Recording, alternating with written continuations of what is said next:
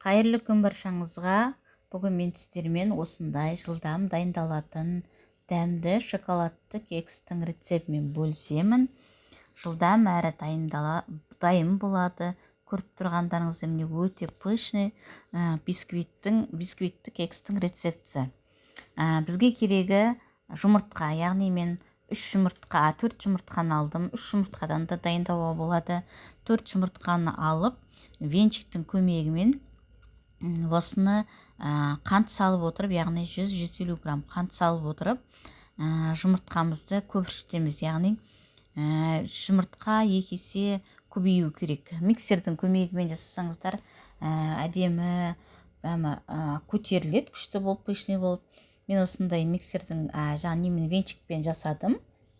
Блендердің венчигімен осылай ішіндегі қантымыз, шекеріміз ерігенше аз уақытқа осылай айналдырып аламыз. Жұмыртқа қосылған, қант қосылған массамызды.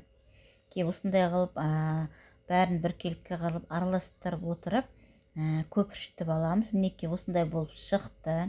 Бұған енді біз сұйық май құямыз.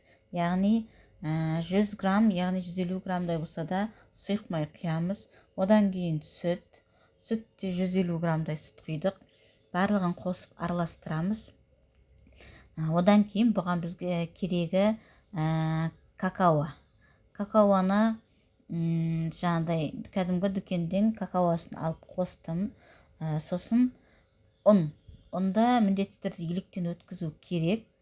Електен өткізілген ұн өте не болады, пышный, көтеріліп, сіздің бисквитіңіз көтеріліп, күшті болу үшін ұнды міндетті түрде електен өткізу керек.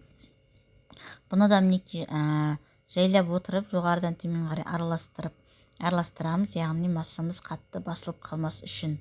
Араластырып, мен тағы да венчиктің көмегімен араластырып алдым, бәрін біркелкі қылып, арасында ұнның түйіршіктері, комоктары болмас үшін біркелкі қылып араластырып алу керек. Ұнды да бірден салып жібермей, бөліп, яғни екіге бөліп салсаңыздар болады. Бірден салып жіберсе, арасында түйіршіктері болуы мүмкін. Сондықтан бөліп, аздап електен өткізіп салу керек. Ұн қобыстығыш, яғни разрыхлитель керек. Сосын оған біздің қамырымыз, кексіміз көтерілу үшін разрыхлитель салдым азғантай. Какаодан 2 қасық қостым. Бұл біздің шоколадымыздың түсін беру үшін осындай міндетті түрде осы какаоны қосуымыз керек. Бәрін біркелкі қылып араластырып алып, массамызды табамызға құйып отырып, 180 градуста 20-25 минут аралығында пісіріп алдым кексті. Өте жылдам пісіреді. Піскенін білу үшін зубочисткінің, яғни көмегімен азған соны кекстіге қылсаңыздар белгілі, яғни влажный болып шықса, олар піспеген. Ал егер құрғақ болып шықса, біздің кексіміз дайын деген сөз. Табамызға құйып, пешімізді 180 градус пеште мен 20 минуттай пісіріп алдым бұны. Осындай масса болып шықты, өте көтерілетін, күшті болды, масса болып шықты. Одан кейін бетіне шоколад құйып, яғни шоколадты мен пештің астына, микроволновка болмағандықтан, пештің қызып тұрған пештің астына аз уақытқа табаға құйып, аз уақытқа қойып қойдым. Сол кезде біздің шоколадымыз ерді. Сіздер водяной баняда ертуге де болады, яғни табаға су құйып тұрып ертіп алуға да болар еді. Мен пештің астына, қызып тұрған пешімнің астына қойып ертіп алдым шоколадымды. Өте біркелкі бойы ерді. Егер шоколадтарыңыз ермейтіндей болып жатса, азғантай кішкене сары май қосып жіберсеңіз де болады.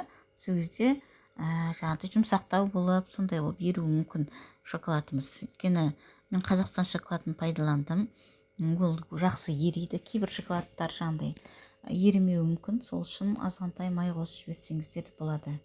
Біздің кексіміз дайын, өте дәмді болып шықты. Сіздер де жасап көріңіздер. Менің каналыма тіркеліп, лайк, комментарий қалдыруды ұмытпаңыздар. Видеоны соңына дейін қарағандарыңызға рахмет.